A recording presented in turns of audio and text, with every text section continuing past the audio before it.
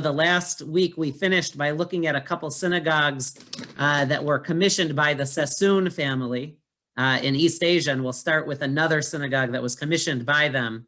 We looked at a synagogue in Shanghai, and then we looked at Ohel. We looked at Ohel Rachel, Ohel Rachel, and then Ohel Leah, the synagogue in Hong Kong, both commissioned by the Sassoon family, who were business. A Baghdadi, actually from Baghdad originally, where there had been a large Jewish community in the 1700s, early 1800s. Many left. Of course, today there's a very small community, but the Sassoon was a wealthy family, traders and business families, and they first came to India and then to other parts of the Far East. But we're going to go to the synagogue they had built in Mumbai in just a minute. Knesset Eliyahu, established in 1884 by Jacob Sassoon, and they named it in honor of his father Eliyahu David Sassoon, who had immigrated from Baghdad to India in 1832 because of persecution. And the synagogue is actually still maintained by the Jacob Sassoon Trust. And you can see that it has both English colonial influences, but also Indian influences. And it's in the heart of Mumbai. And so we'll look at the building, which actually was recently renovated just last year. So we'll see it before the renovation and then just a picture of the outside renovation, but with a synagogue in the Sephardic rite because of the Sassoon family coming from Baghdad. So we will take a look at that synagogue. If the screen, just a second, for some reason, the screen didn't pop up right away. All right. I'm sorry. I need to get to the right slide here. All right, hopefully everyone can see now the Knesset Eliyahu Synagogue. This is the outside of the building. And we will go inside for a second. If it works. Just a second. Oh,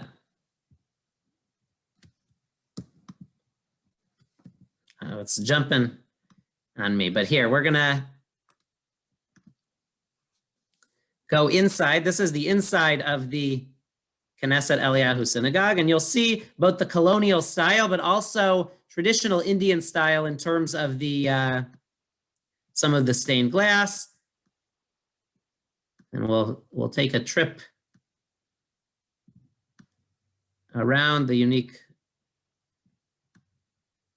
lighting as well. Here.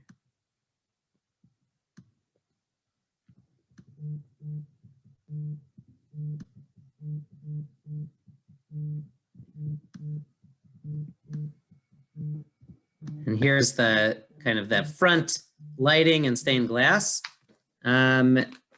We're going to go back because I'm going to just show you. So the synagogue is blue. Blue is a color. In fact, if anyone's been to Tzfat, you'll notice, but also in many places, blue has a special kind of spiritual connection, a mystical connection, which was the color that this synagogue was built in. Although if you go today, it looks slightly different. They actually repainted it. And while there is still a darker blue, a lot of the exterior is now white, but completely renovated and restored.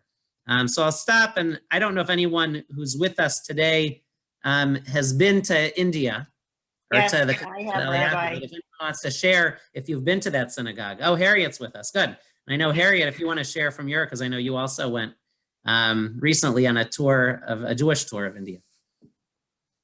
Yeah, I happened to be able to take your class today. I didn't know you were doing India, so it's a little. We're going to go to a bunch of different places, but yeah. Yep. Mm-hmm. Do you have any experiences from this synagogue? Or? Yeah, wait, I just came on, so you're in Mumbai, right? Oh, sorry. So we were in Mumbai, the Knesset Eliyahu Synagogue. Yeah. We had Shabbat there. It was amazing. And like you said, the Sephardic tradition, you know, they did some interesting things during Shabbat morning services, including the whole with the Kohanim, with washing the feet. And obviously the melodies, the trope is different as well, and some of the prayers and stuff. But yeah, the blue is very prevalent, and it's just magnificent. I'd have to good. get No, my in notes this, out to remember everything else. no, of course. But this synagogue, right, is the family was from Baghdad. It's a Sephardic, it uses the Sephardic rite. Lynn, you said you were there as well? Or just to India, not to this synagogue? or India. Okay, it's muted. No, never went to India. It was Nina. Okay, Nina, yeah, do you want to unmute? No, I had a question. Yeah. Mhm. Harriet, what language was the service in? Hebrew. But I mean, beside Hebrew, Sermon. did they speak like when they were talking? What language was that? You know, Yeah, not Indian. You know, I mean, there were Okay. definitely Hindi? other tourists there, but whatever the local, right? And it's a Baghdadi. They're from the Baghdad. You know, and the tour guide I was with, Rachel Musaleya. You can go to Explore Jewish India. She has an entire website. Both sets of grandparents were from Baghdad, so they're from that emigration to there. I guess, Rabbi, I don't mean to jump into your class. The one other part of Mumbai's Jewish community is the other community, which our local tour guide was from, which is the B'nai Yisrael. B'nai Yisrael. Are you going to talk about that? We're jumping, so I wasn't going to speak specifically about B'nai Yisrael. I was going to jump to the Cochin Jewish community, which is also there. So similar. You know, I'll just say one sentence. So the B'nai Yisrael group of Jews believe that they are descendant from Jews who, during the time of the story of Hanukkah, during the time of the Maccabees, set out on a ship from Israel and shipwrecked off the coast of Mumbai. And we then went by boat to the coastal part of, where they shipwrecked, and they maintained 12 people survived. All they had was what they could remember, like the Shema and circumcision. And they really looked to Eliyahu as their savior. And they were eventually discovered when more Jews came and saw them in the marketplace only buying certain fish, and they were called Shabbos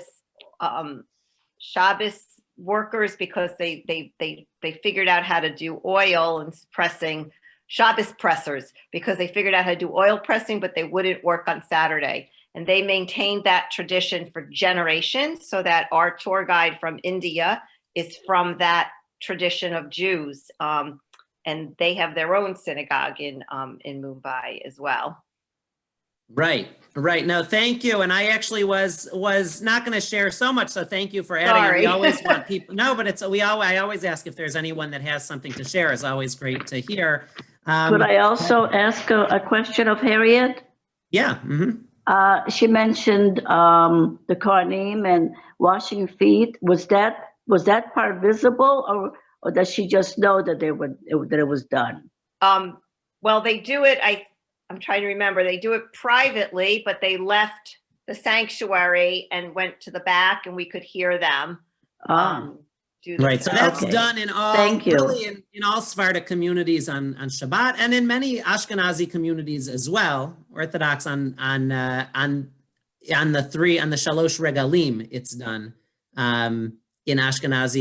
in traditional Ashkenazi communities. In fact, the synagogue I grew up at, a conservative synagogue, but it was the practice on Passover, Shavuot, and Sukkot for the Kohanim to give the Birkat Kohanim, and prior the Leviim would go to a private room in the back to prepare them. So it's a custom, and I think I mentioned when we looked at the Belz Great Synagogue in Jerusalem that in Jerusalem that practice is done every single morning of the entire year. That the Kohanim do it as the practice in Israel every Shabbat, but in Jerusalem specifically every single day the Birkat Kohanim that's part of the Amidah is actually done by the Kohanim in the same fashion that you witnessed it.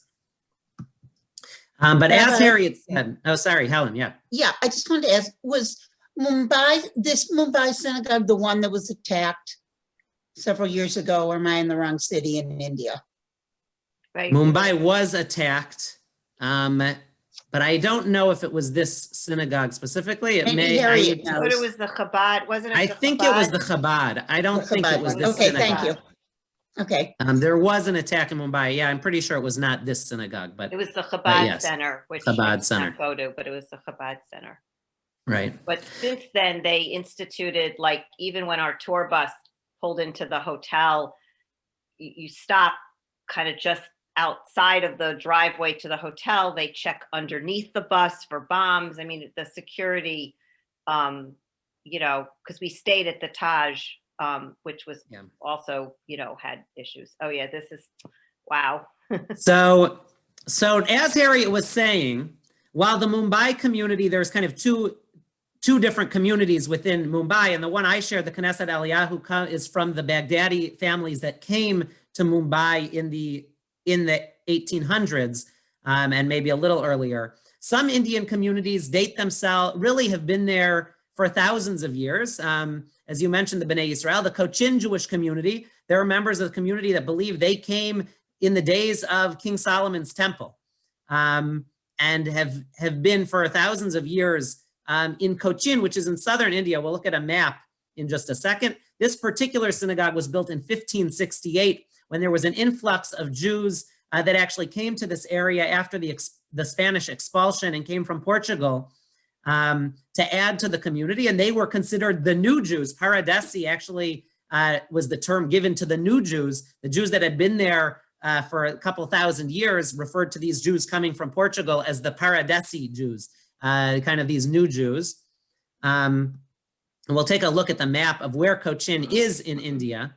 But here we'll go into to a synagogue that was built kind of with the Portuguese rite, but also using many of the Indian style lighting. And this is the bama here, in the tile floor. And we can just kind of make our way around. You can see, as in many Sephardi synagogues, Mizrahi synagogues, here's the Amud and where the Torah is read from, as well as the colorful lighting that you'll see. Rabbi, am I allowed to interject? So yeah, no, if you want to share your experience, I don't know if God, anyone this else. is all can. flooding back. I wish I had brought my notes up from the Okay. basement. No, if you Now, do. these are the only two synagogues we'll look at in India, but India has not only Jews that have come in the last couple hundred years, but Jews that have been living there for thousands of years. Great. And I'll just So- share quickly, where is Cochin? Here, so here's Mumbai up here. Cochin is all the way down in the Kerala state, all the way in southern India. It's really nowhere near Mumbai or Delhi. It's really in a completely different culture down in southern India. Right. We But took yeah, a Harry. lot of domestic flights on our 2 weeks. Right, tour. to get there. Could you put the picture back for 1 second? Yes, if this one. possible? So, Yes.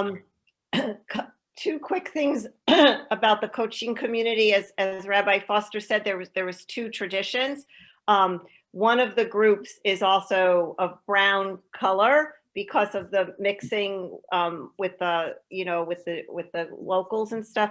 They're first of all, you saw the balcony, which you assumed was, correctly was the women's section. But what was so amazing, because we were allowed to go up there, is there was a reader's table for the Torah up there, and they would read from up there as well, so that the women could actually hear and see, which we thought was amazing. And you probably touched on this in your introduction, Rabbi, that, I mean, in general, the Jewish community had a wonderful relationship with the governments, the different governments and the Maharajis and the British and stuff. So it continues into contemporary time. I was there in 2014 or 15, and most of these are maintained by the government, and open to the public. The one other thing was that because of this relationship, the Maharaji provided to the Jews certain protections that they needed during those times, that they were, allowed to walk on the sidewalk and things that, we just take for granted, but they were afforded those protections as a minority, and they were written on these copper plates. It kind of looks like a large license plate. And I just tell one quick story. This synagogue was closed to tourists like at 5 o'clock. And we got there like 5 to 5. And it's like, really? He says, just sit, look around, take a couple of, you're not allowed to take pictures. And then it officially closed. And this woman, Queenie was her name. She actually turned out to be a descendant of the group that you described, Rabbi. And she then allowed us, because we were this private tour group that had a relationship, to not only take pictures, but she opens up this covering and she shows us the plate, one of the original plates with these, and there was a big fight between the two groups, unfortunately, as to who had the real rights to the Jewish community and the history, who were the real Jews of Cochin. Right. Well, there's both the more ancient community in India and then the community that came in the 1500s. But I don't know if there's further. And there was a big divide back then as to who were they were not as welcoming as we would have liked to have read about to each other. Harriet, you said that they read upstairs. Did they read from a Torah? Yeah, or they did brought they read from a so you could see and hear it. Yeah. So they they bring a did. Torah They didn't let the upstairs. women, but they had somebody. Yeah, there was a separate reading table so that they could see and hear. With the Torah on it. With a Torah? Yeah. Yeah. Wow. Okay. Wow. Very nice. So one quick story. I have yet to make it, although I know that I've heard from Harriet Rachel Musalea's tour, The which way I to would love to go do it one that day. way when she resumes. But I'll share. And my wife is coming, but her aunt, my aunt, you might know Leah Spector, who works with at Mandel Jewish Day School. She's Indian Israeli. Her family is from Cochin, and is a Cochini Jewish community that she's from. Although she was born in Israel, and her family had left to move to Israel, and they had the opportunity. She and her husband, is my mother-in-law's brother, to visit India and to visit Cochin a couple of years ago. And they visited Cochin and the synagogues. And there were people there that actually remembered her family, which was very cool. Wow. But she was asked whether her husband was Jewish. They didn't think he was Jewish because he was white. And the Jews they know are Indian and of color. Right. So Dark. they were questioning, right? Because that's what they're familiar with as the Jewish community. They say, you married someone not Jewish, they were asking. Because they assumed because he was white and a Clevelander, that how he couldn't possibly be Jewish. Exactly. Which was very funny. If you're going on to another country, Rabbi, I will just urge everybody, it's called Explore Jewish India, and it's a website that Rachel Musalea maintains. Many of you would know that name because she's written for decades for Hadassah magazine. She's an award-winning author and musician. Her grandparents all came from the Baghdadi community and settled in Calcutta, which I guess we're not going to do. And then her father, who just passed away this 2 months ago, was the rabbi of Calcutta. And he was, it was sort of lay-led. A chaplain came through during the war and identified her father. And actually, he came to the United States and ended up getting ordained by JTS, and then went back to Calcutta and led that Jewish community. Well, there's like 3 synagogues, on a courtyard. And then in her adult life, Rachel really went back to India to explore all of her family roots and put together these tours that just now stopped because of the virus, where she partners with Joshua, who is a B'nai Israel Jew and a well-known tour guide of India. So if you she has a great bibliography on the site, if I remember correctly, or you can email me and I probably have it in my file to read about all these different communities. They're just unbelievably fascinating, every single one of them in their history. Yeah, no, they are. And, oh, Nina, yeah, sorry, Anna. I just wanted to add, Harriet, maybe you learned this when you were there, but over the years when I've read about the Jews of India, the one thing that struck me was in Cochin, they garnered their wealth through the opium trade. So it's interesting to know that some of our Jewish history is involved with the drug trade. And I don't know if that ever came up, Harriet. And also, I thought I read probably during the time of the Maharaj, because he was so protective of the Jews, I thought, I don't know if it's this synagogue, but he had one of the synagogues built right next to the palace. Yes, Okay. correct. So Correct. And there's a tower, I can't remember, Rabbi, which one, because we went to several in Cochin, so I can't remember if it's the one the Rabbi showed. There's a clock tower, and the tower had the time, like the numbers. It had the Roman numerals. It had on the other side the Hebrew, and the Hebrew numbers faced the palace. So yeah, this synagogue does have, if you can see the outside, the clock at the top. Yeah, that's it. I believe this is the synagogue that was, that was there.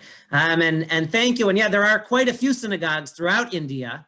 And we're not going to have time to go through all of them, but I'll mention actually one unique city in India, kind of in the remote Himalayan mountains in northern India. There's a city which has kind of been overrun by Israelis, and this is more modern day. I don't know if you're familiar. There's a city called Kasol in northern India, which is quite remote. But as many of you are probably aware, Israelis, after they finish their army service, are known to travel all over the world, many in South America, many in Southeast Asia.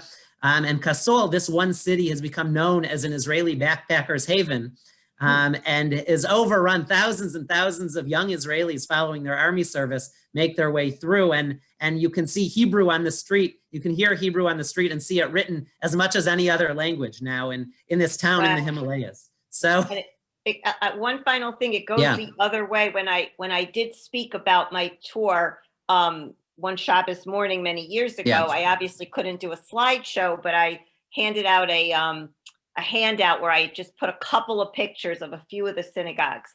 And Miriam Rose, who I think many of you know, she's Sonia Schultz's niece and is now also a member of B'nai Yeshurun. She just read Torah. She came up to me afterwards and she says, "Harriet, I've like, that synagogue is in Israel."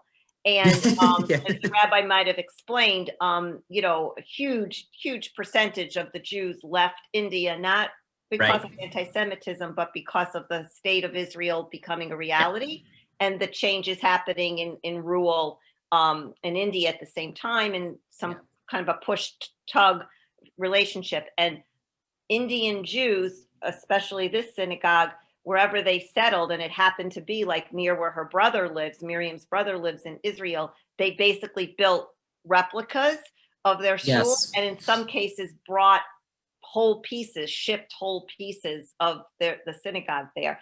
And she showed me a picture of the synagogue in Israel, and it was like you thought you were still in Israel. Very similar, right? So it kind of goes both ways. Right, it's true. With many of these communities, there are people from many of the communities that we're looking around the world that have moved and made aliyah, or in some cases come to the United States, and in some cases have kind of rebuilt, tried to recreate their communities once they've arrived in Israel or in other parts of the world. As Harriet, you mentioned that Cochin was really a haven for Jews. It was a protected area, and we're gonna look at communities around the world where there's kind of a Jewish bubble that's been created, in a sense, kind of a Jewish haven. And the next place I want to go to, I'm not sure if you're familiar with, is Krasnaya Sloboda, or Girmizi, the Azeri word, Girmizi Gazaba. And we'll look, where is this in the world? Here's Azerbaijan. This is a little map of where we are in the world. In the Caucasus Mountains, here, Azerbaijan, here's Russia, Ukraine, Turkey to the side, and it's kind of between Armenia, it borders Armenia, Georgia, Russia, and then Iran in the south. but what's so special and so unique about this community? Krasnaya Sloboda. Here, just a second. Where is my? What is a village in northern Azerbaijan. Today it has about 3,600 people, all of whom are Jewish, believed to actually be the only all-Jewish town outside of Israel and the United States. We'll come to in a few minutes. It's just outside a larger city of Kuba in northern Azerbaijan, and is populated entirely by the mountain Jews, the mountain Jewish community, and not Sfaradim or Ashkenazim, really a separate group of Jews, Mizrahi community, but known, and they developed their own traditions living in the Caucasus Mountains. And they were given kind of safe haven in the 1700s. The Khan of Kuba gave them permission to set up their own community free of persecution, because there had been persecution at various points in Azerbaijan, although Azerbaijan is known actually as being a very tolerant country. And so the settlement began in the year 1731 and grew from there. And at one point, actually had 18,000 people living in 1991 at the fall of the Soviet Union. The population dwindled as many residents emigrated to Israel, to the United States, to Europe, but has maintained its community. And a lot of money has flown in from those other communities to really make Azerbaijan kind of a very affluent community. It's referred to, at least by people in Azerbaijan, as the richest square mile, the richest area in the country. And is really a beautiful community and a unique community, essentially a Jewish shtetl that still exists to this day in the heart of Azerbaijan in the Caucasus Mountains.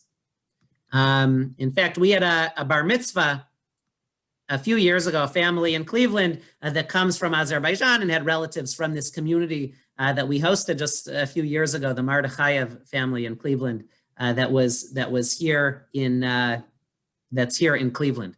But I just want to share a little about the community, and if there's any information that anyone has about the community. Here is a picture of, in the foreground, this is a picture of Krasnaya Sloboda. And on the other side of the river is the larger city of Kuba, which is a large city in northern Azerbaijan, and essentially a suburb, but this small community of today, 3,600 people, but also many people abroad who are from there that come back during the summer months. Many people who live there actually work in Israel or Europe or the United States and spend many months abroad, but come back during the summer months when it's nicer to repopulate Krasnaya Sloboda. Here's the Six Dome Synagogue. There's actually a number of synagogues in town. This is kind of the largest synagogue, the Six Dome Synagogue, built in 1888. And here's the interior, which was recently renovated, as were many places, by an influx of money, a mikvah, and Jewish center and schooling. So just as there are havens in India, we also see a haven in a place where, I don't know if there's anyone here that's been to Azerbaijan.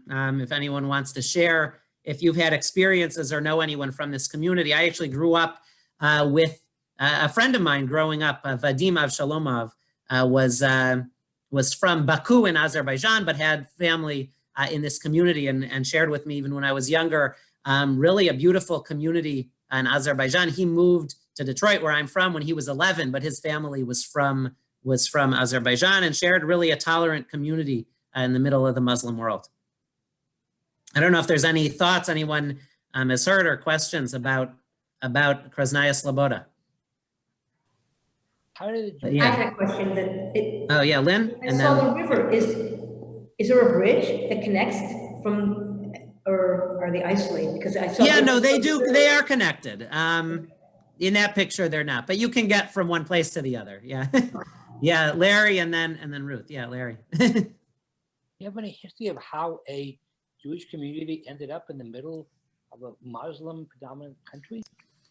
So that's a good question. So the Mountain Jews are really an ancient Jewish community. And they actually have their own language, just like there's Ladino, Spanish or Judeo-Arabic. They speak Johuro, which is really a mix of Hebrew and Russian, or the Russian that was spoken in Azerbaijan.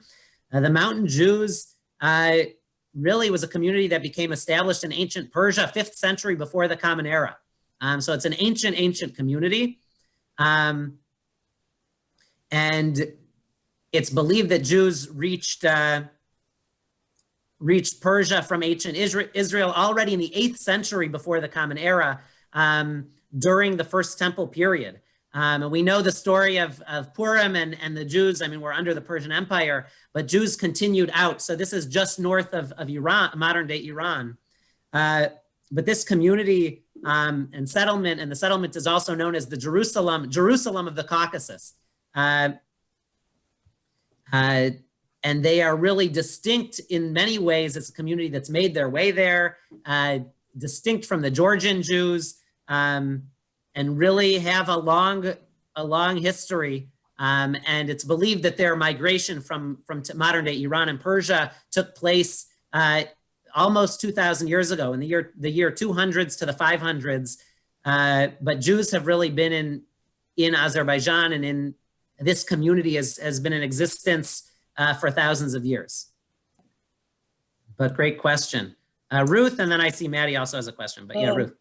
I'm not sure, but I think Azerbaijan was a Soviet, that they tried to create a Jewish state. I think it was Azerbaijan. We're going to actually talk about that in a minute. It wasn't Azerbaijan. It's called Birobidzhan. Oh, Birobidzhan. Okay. But we will get there actually. That's later today. If we get there. If not, if we don't make it today, we'll get there tomorrow. But yes, but there is a Jewish community in far east in Siberia, in Birobidzhan. There still are not tons of Jews, but there is a community still.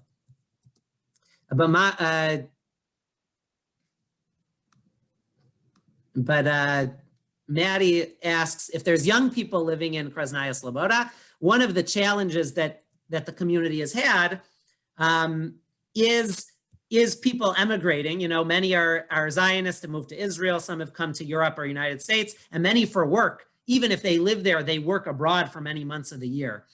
There are young people in Krasnaya Sloboda.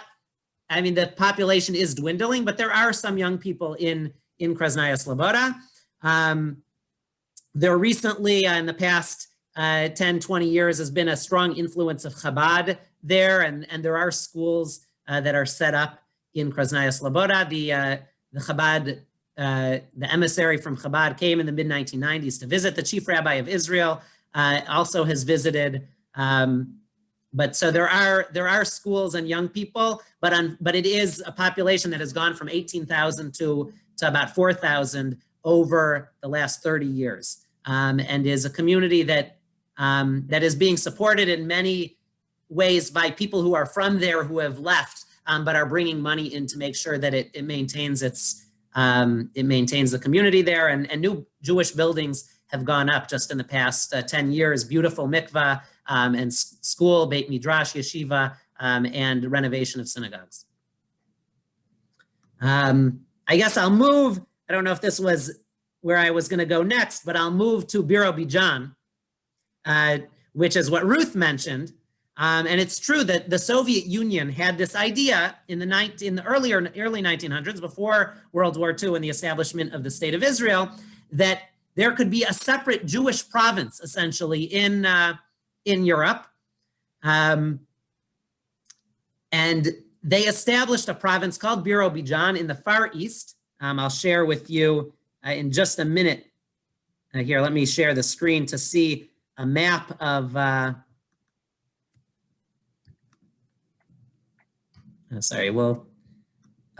we'll go back in just a minute. But here's Birobidzhan, established 1934. what we see is the welcome sign in both Russian and Yiddish to Birobidzhan. And here is the train station with a menorah in the front of it, if you can see right here. Where is Birobidzhan? Here's a map of the world. Birobidzhan is nowhere near the European part of Russia, Moscow, St. Petersburg. It's kind of borders the northern China near Mongolia at the far, far east. So Birobidzhan, maybe they were trying to move the Jews as far away from the major centers of population as possible, but they did establish Birobidzhan. And just a few things about Birobidzhan. Its population today, according to the 2010 census, 75,000 people, of which today about 4,000 to 5,000 are Jewish. That being said, the official language of this Russian oblast is still Yiddish, and the college there still teaches Yiddish as a language, and was really an experiment to bring Jews together and to create a Jewish settlement and a place for Jews to avoid persecution within the Russian Federation, or at the time, the Soviet Union. Following World War II, tens of thousands of displaced Eastern European Jews actually made their way to Birobidzhan in the years immediately following World War II, 1946 to 1948. Most of those Jews left Birobidzhan not long after. But there's really a flourishing of Yiddish culture. Even to this day, the population reached 30,000 following World War II. Today, of course, only a few thousand remain. But there still is Yiddish theater in Birobidzhan, and Yiddish is still taught as an official language there and in the college. And there actually are many non-Jews that are interested in studying Yiddish. The state university there is called the Shalom Aleichem Amur State University, and works with the local religious community. And there is also study of Hebrew language and classic Jewish and Yiddish texts there as well. So we'll go back, we'll see the large synagogue in Birobidzhan, which still exists and was actually renovated. This is the synagogue. Sorry, I'll click to show the presentation, but there are still remnants of Jewish life and still a flourishing of Jewish institution, even though the Jewish population is small in the very far east. This is the interior of the Birobidzhan synagogue, a beautiful synagogue.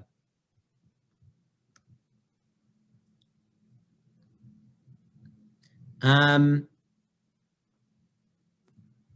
we're going to stop the share. And I'll share what Morris, I know you shared with me privately, but what you're exactly correct. You're absolutely correct. While the Azeris have been generally tolerant toward Jews, they haven't been universally tolerant to all people, especially as I think you mentioned the Armenian community next to them, and still have been issues today. I haven't been following the news there as well, but you're certainly correct that when I was saying tolerant, I was mostly referring to the Jewish community, but it's not necessarily universally true.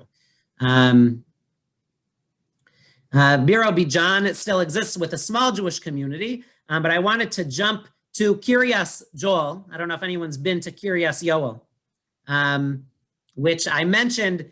Krasnaya Sloboda is believed to be the only all-Jewish town outside of Israel or the United States, but I want to come to that all-Jewish town in the United States, Kiryas Yoel. Just a brief story. We'll show a map of where Kiryas Joel is. If I can exit out, it's giving me Kiryas. Where is Kiryas Joel? Here's New York City. It's a little over an hour, about an hour outside New York City, in Orange County, New York, next to Monroe. If anyone's familiar with Monroe, is kind of an outer suburb of New York City or near Poughkeepsie. I had the opportunity, I was actually driving from New York to Cleveland and to Detroit, and I went slightly out of my way because I was interested in Kiryas Joel. A little history. the Satmar Hasidic community, a very large Hasidic community based mostly in Williamsburg and Brooklyn, New York, was growing rapidly. And the chief rabbi of the Satmar community, seeing how quickly the community was growing and seeing the lack of space in Kiryas Yoel, kind of piloted or pioneered the idea to build a Jewish shtetl, a community essentially for the Satmar community, farther out where there was countryside and where there was space to grow. And the community is now named in his memory, Kiryas Joel, for Rabbi Joel Teitelbaum, who was really the driver behind the project. And he himself helped select the location just before he passed away in 1979. And people started to move out to this community from Brooklyn. And he wanted a secluded location that would be, in his eyes, secluded from the harmful influences of immorality of the outside world, is kind of how he viewed it. And the first 14 Satmar families settled in this remote village, in their eyes, in the summer of 1974. His funeral actually was in the town, which brought over 100,000 people to Kiryas Yoel, which at the time was barely an incorporated village in 1979. Today, Kiryas Joel has grown rapidly, mostly because of families, both families moving from Williamsburg, but the growth of the families. The average family has 6 people, but it's not uncommon to have families with 9 children, 10 children or more. And the rapid growth of Kiryas Joel has been spurred really by large families. Kiryas Joel today has roughly as close to 20,000 people, but it's growing rapidly, so it's hard to state exactly. It also has the youngest average age of any town or city with over 5,000 people in the country. The average age in Kiryas Joel is about 13 years old, which means that there's a lot of children. In fact, when I went to visit, you could see children's toys kind of just covering many of the front lawns of the houses. It's many cases they're multi-family homes. We'll see a picture in a minute of the community. It also was not very easy to find. Even though I had a map, a general map, I needed to go into Monroe, which is just kind of a typical New York suburban or outer suburban community. And I was kind of on a side road where the map said to take this basically a side road. And eventually the houses in Monroe stopped and I was driving through the woods for about a mile until I was still in the middle of the woods, but I came to a very small sign that was kind of near the ground that said in Hebrew or in Yiddish, it said Ad Kan Ha'eruv, which means the Eruv goes until here. And I was still kind of in the middle of the woods, but I knew I must be in the right spot when I saw that sign, and I drove a little further, and sure enough, the woods gave way to a community where pretty much everyone is ultra-Orthodox, a Hasidic community. There were many signs in Yiddish, although also signs in English, but the names of the streets, many were named for places in Europe where the community lived, or the names of the Satmar Rebbes. And so a very unique community and a shtetl. As you can see, when you get to the actual town, you see this sign, welcome to Kiryas Yoel. In keeping with our traditions and religious customs, we kindly ask that you dress and behave in a modest way while visiting our community. And it lists what that means to them. And we'll see this is a picture of the community from above. Almost everyone, it seems, lives in these multi-story homes, which you can see, these large buildings which house many families. And that's the way the city has been built.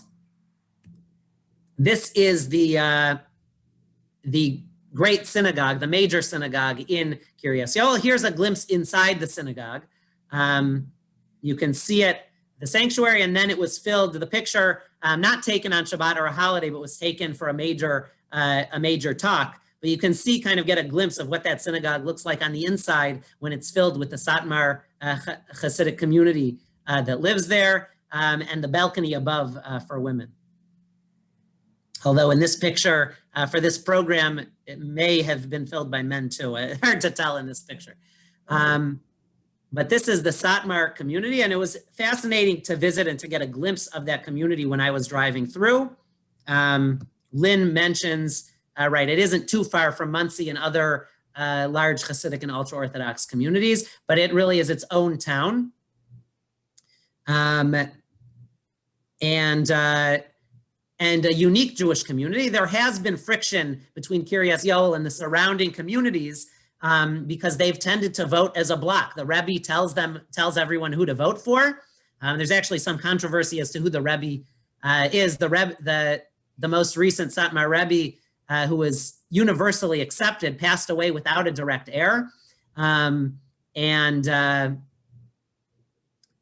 most people accepted the nephew to be the heir, but not everyone did. And so there's been a split inside the Satmar community.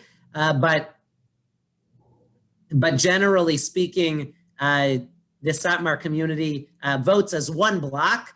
And that became a challenge for the communities around it, Monroe and others that were worried that anyone who was running for office needed to appeal and appease this ultra-Orthodox community.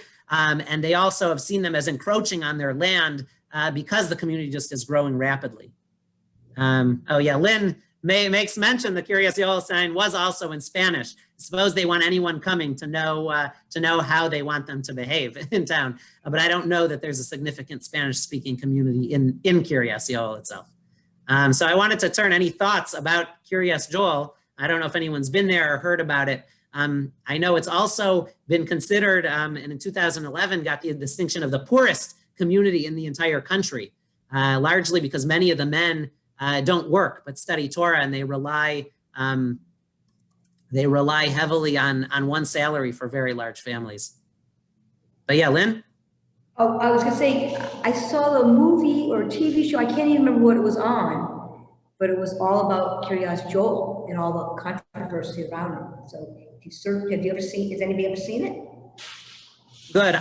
I have not seen that. I've seen articles in the news, and there is a lot of controversy between the neighboring communities, tension with the neighboring communities. Unfortunately, that's arisen. It was related to the land they wanted to take over, something like that.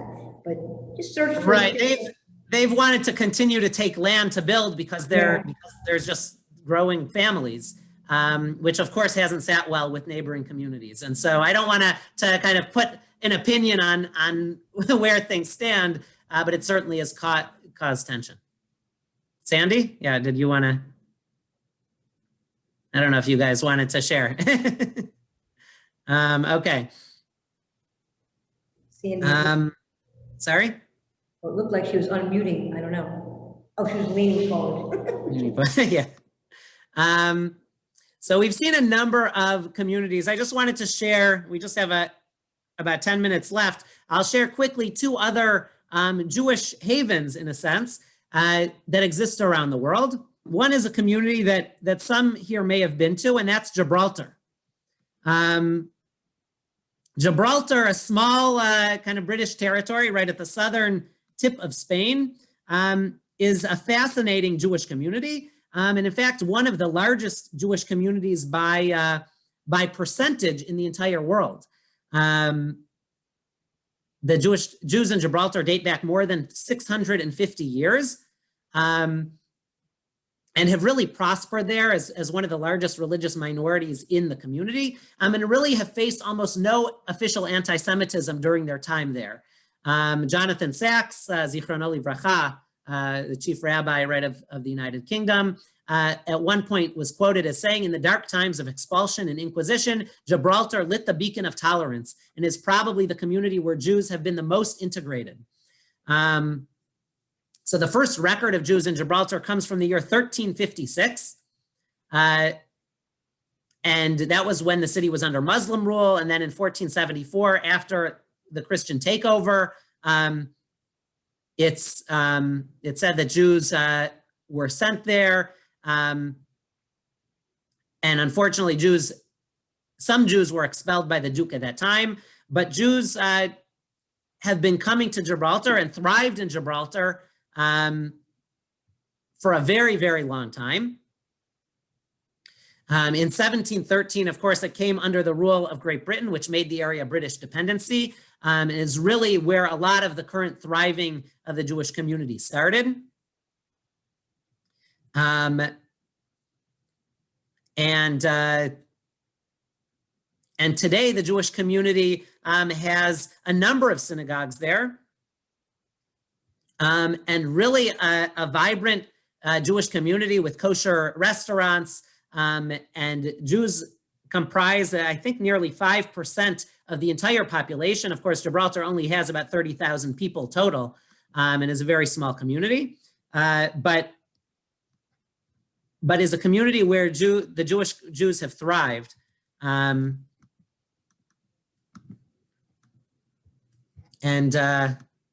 Sorry, we'll go. So Gibraltar, of course, here at the southern tip of Spain. But we will see, these are just a couple of the synagogues in Gibraltar that I'll just share quickly.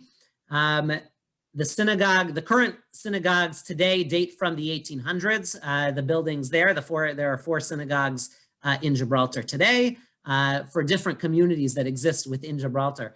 So I wanted to pause before looking at the final community. If anyone's been to Gibraltar and wants to share any experiences there, or if you saw any sign of Jewish community. I know that I was in Gibraltar about 10 years ago and saw many people wearing kippot and very visible. No one was hiding the fact that they were Jewish, a very proud Jewish community, and there were kosher restaurants. I actually went to a kosher restaurant there, really a Jewish haven in the middle of, on the southern coast of Spain. Yeah, it was Bob, yeah, Berkowitz. Yeah, when we were in Gibraltar, the trip we took to Spain and Portugal, our guide lives in Gibraltar.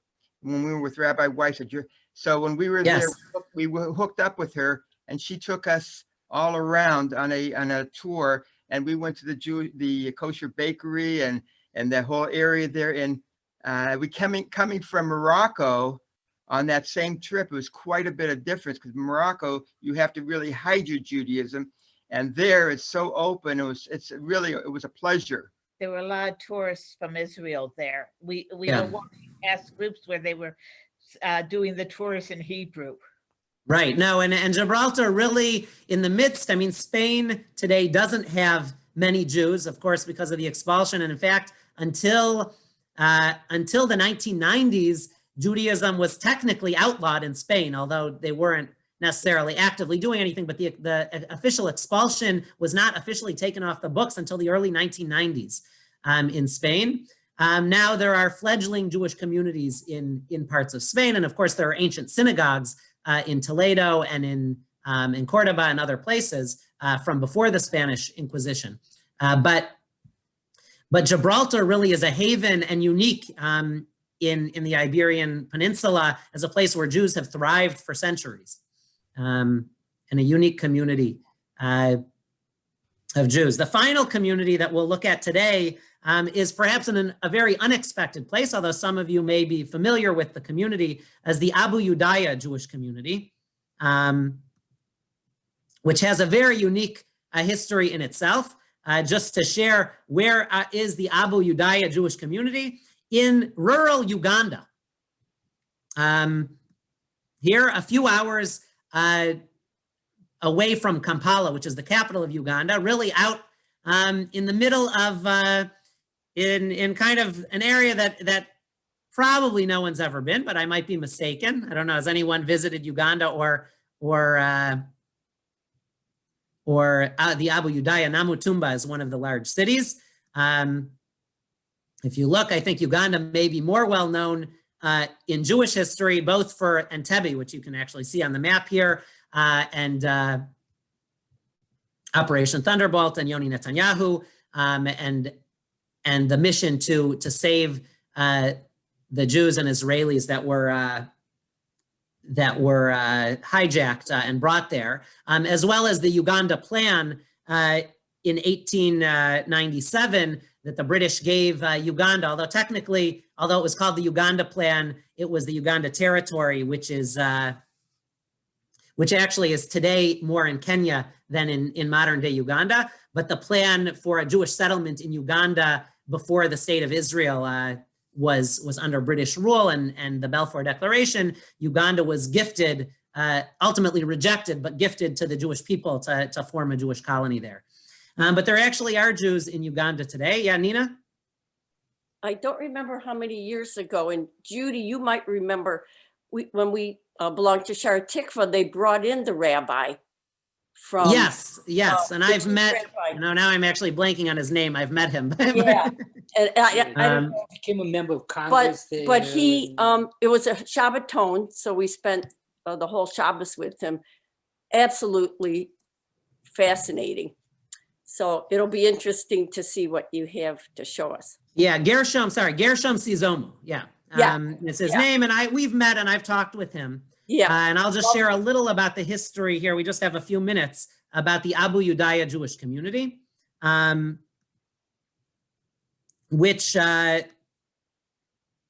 was formed actually in the early 1900s, I believe. In the mid 1800s, the Abu Yudaya, or the tribe of which the Abu Yudaya descends from, converted to Christianity, really for political reasons. And in 1920, one of the descendants of that first chieftain, as a result of missionaries coming and trying to make the tribe more Christian, started reading at what they had as the Old Testament, our Bible, and said, wait a minute, you're telling us to become Christian, but these people seem to be the original people, the true people. And because of a missionary that was really trying to get them to become Christian, he decided, no, these people, the Israelites, are really the true people of the book. And he decided to convert his entire tribe to Judaism. And they learned a little about Judaism, and this tribal peoples really became Jewish on their own, and they were practicing Jewish custom. And it was in the 1990s that there was a conservative Jewish groups that went down and saw what they were doing and helped them undergo formal conversion so that they would be recognized more widely as Jews, even though they were practicing Judaism. And as Nina and Larry mentioned, one member of the community, Gershom Sizomu, actually wanting to be a rabbi and leader of the community, actually moved to the United States, studied at the rabbinical school in the conservative rabbinical school in Los Angeles, a University of Judaism, today the American Jewish University, Ziegler Rabbinical School, to study to become a rabbi. And he has since returned to Uganda. He's since actually been elected to parliament and is also in the Ugandan government. Fascinating figure, and he visited Cleveland a few years ago, and maybe it would be great to bring him back one day to B'nai Yeshurun as well, to hear about the community. But they also, like any Jewish community, established synagogues, and I'll just share here the Abu Yudaya community. Abu Yuda actually literally means in the Buganda language, the people of Judah. You hear Yuda, Abu Yudaya literally means the people of Judah. And so you'll see the original synagogue with the thatched roof, which resembles many of the buildings in their tribe and in this part of rural Uganda.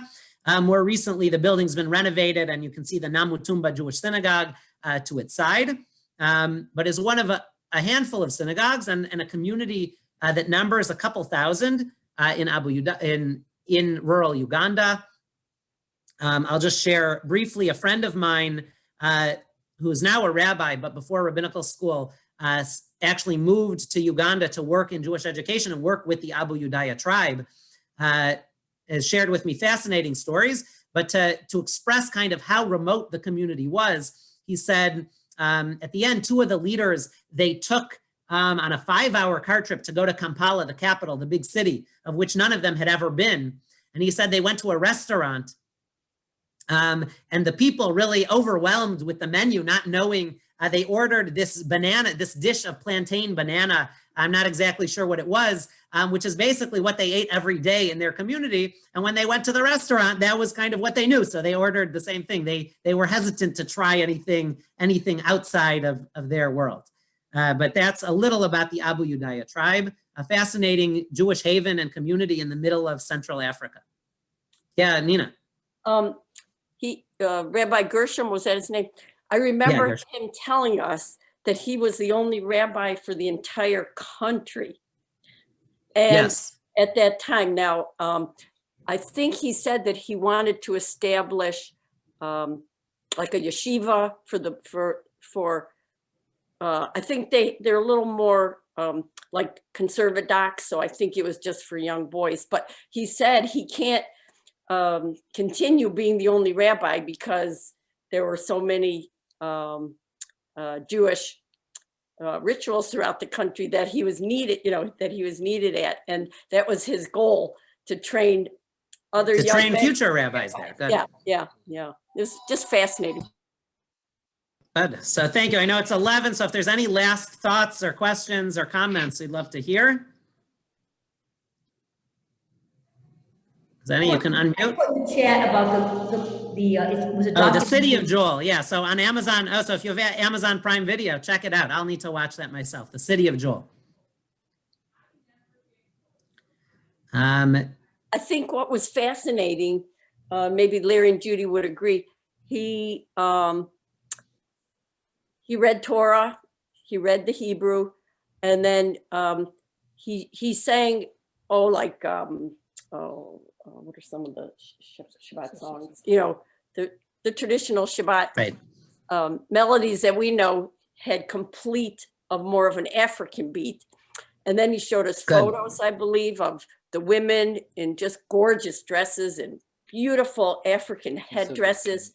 And I think they're considered conservative. The shul, I believe, is. Yeah, no, they are. So it actually, the Uganda synagogue is considered a conservative synagogue. So it's part of our conservative movement, a Masorti synagogue, because it was conservative rabbis that went to do the formal conversions, and they have a strong connection with the conservative movement, which unfortunately has caused some issues with the Ugandan Jews looking to study in Israel, and in some cases make aliyah, because it's not always recognized, and there's been some legal battles and fights that have been ongoing with Israel. But no question, the Ugandan community are people that have grown up, Jewish, despite the lack of, even the older community before they converted considered themselves Jews, and were learning Hebrew and Jewish custom and ritual and practicing Judaism with their families and community. So thank you. Sorry, they do keep kosher. I can't speak to if everyone in the community keeps kosher, but many do keep kosher. Gershom, do. To be honest, based on the fact that they're eating the banana dish, I'm not sure how much meat is necessarily in their diet, but they do keep kosher, yes. Yeah, Helen. This has nothing to do with the synagogues. I just wanted to say that while it's so nice to see everybody, it's especially nice to see Dr. Brahms. He and I sat in the back in shul when we were in the building, and it's just great to see you. Stay well. Yes, to Dr. Brahms and to all of you.